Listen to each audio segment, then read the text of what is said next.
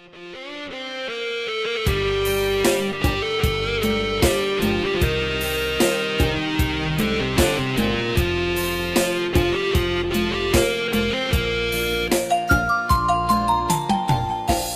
ឺអូនយំ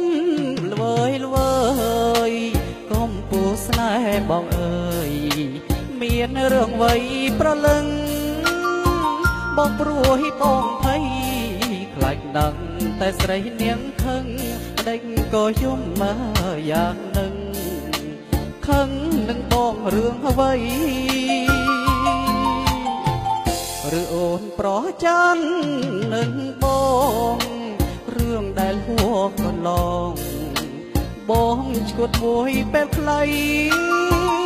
តែដល់ពេលនេះបងយល់ច្បាស់ហើយពីស្អី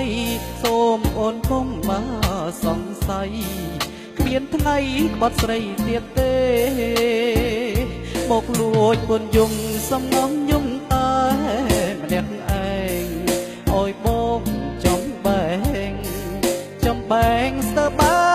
កអរ៉ាហ៊ានវាបេះដូងបើសិនជាអូនត្រូវការបញ្ជាក់ប្រំថាសង្ខារបបផ្ញើលើស្រី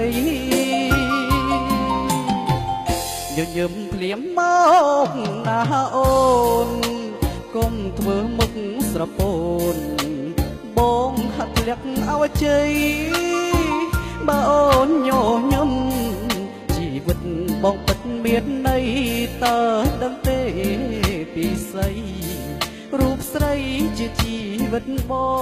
ង